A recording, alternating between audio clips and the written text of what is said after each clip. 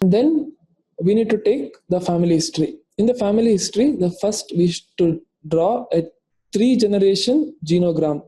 So this is one example which I have shown here. So here you can see the patient is a 24-year-old female, and so that is being indicated by an arrow mark, and that has been shaded also.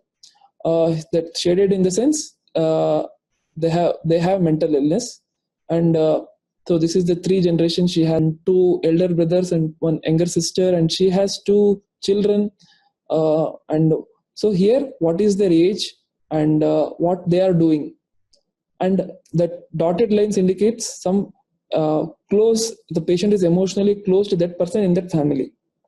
So this is the 3-generation genogram, and then these are the commonly used standard symbols to. So here you can see for you to indicate death, so you can use a cross line. You can shade that to indicate that person is suffering from mental illness. Then consanguineous marriage, the double line. Separation, the perpendicular double line. So these are the commonly used standard symbols that are used in the genogram. In the family history, note whether any other family members are suffering from psychiatric illness, and any of them has history of any alcohol or substance use. What are all the support systems that are available in the family, and how the patient is related to each person in the family, and what is the family's attitude towards the illness. Some people will be very supportive to the patient, so that is called positive expressed emotions. They praise, they provide warmth and when needed. Or some family members may be very critical, hostile towards the patient, so that is called negative expressed emotions. So documenting these things become important in family history. And then we'll go to personal history. In personal history, we should start from prenatal and perinatal history. So in prenatal, just ask few questions about what is the health status of the maternal mother during pregnancy. Was there any history of substance use during pregnancy? And were there any birth complications? Whether the birth was in hospital full time, and any other birth complications needs to be documented. And then inquire about behaviors during childhood, whether there were any sleep disturbances, thumb sucking, nail biting, temper tantrums, bedwetting, indicating these are internalizing traits. And so look for conduct disturbances in the childhood, like fights, truancy, stealing, lying, involving in gang activities. And how was the nature of the child's relationship with the parents. These things needs to be documented here. And any physical illness during the childhood, like meningitis, encephalitis, epilepsy, and some details of schooling. So the age of beginning of school, and how was the scholastic performance, what was the attitude towards the peers and teachers. And then a detailed occupational history. This becomes important, especially when we are planning a rehabilitation plan for that person. So document the job history. Were there any job changes? How was the performance at the workplace? What was the level of satisfaction with that work? And how was the relationship with the co-workers? And then menstrual history in females, age of onset of menarche, whether the periods were regular, are there any dysmenorrhea, menorrhagia, oligomenorrhea, and any emotional disturbances in relation to the menstrual cycle. Then coming to the sexual history, the age of onset of puberty, and the level of knowledge about sex and mode of gaining the same. From whom does he come to know about all this? Masturbatory practices, and whether there are any anxiety related to these practices. Orientation, homosexual or heterosexual, and any extramarital relationships.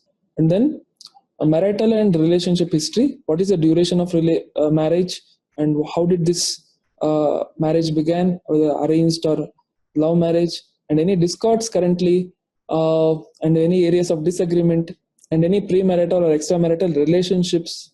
This could act as the potential stressors. And then finally, substance use. So use of alcohol, tobacco, or any other drugs, and their patterns. And then in personal history, we have come to know about some personally significant events, but we want to know, how is this person like? What was this person like before the onset of illness? So here we need to take the premorbid personality. Here most of the information will be like, we can take it from the immediate family members. They will be able to give a better picture of that person. The premorbid personality is important because it helps in knowing the prognosis. How was this person whether before the onset of illness? So you can document briefly under these domains. First is social relations. So what is the nature of the family attachment, attachment to friends, groups, societies, clubs, work or workmates, and how is this person described? Whether he was a leader, and whether he is described to be aggressive or submissive, very ambitious, whether he is adjustable, uh, and then and ask about intellectual activities, like what are this person's hobbies, interests, what does interest him, how does he like to spend his free time, and what is his predominant mode, whether how he is most of the time, uh, whether he is described to be a bright or a cheerful or despondent, whether he is always worried or placid, optimistic or pessimistic, self-depreciative or satisfied, mood, is it stable or frequent changes in the mood occur. So predominantly how this person is. Character. So under character you can note down his what is the person's attitude towards the work and responsibilities, whether he worries about responsibilities or welcomes them, or whether he makes decisions easily or with difficulty, uh, whether he is very haphazard or very methodical and meticulous, whether he is very rigid, persevering or determined, whether he shows perseverance or not. And then interpersonal relationships, self-confident or shy, insensitive or touchy, uh, whether he's trusting or whether he often feels suspicious or jealous, emotionally controlled or quick-tempered, enjoys or shuns self-display, quiet and restrained or express, whether he's expressive or not. Ask for energy and initiative, whether he is described to be an energetic person or sluggish. Any other regular or irregular fluctuations in energy and output.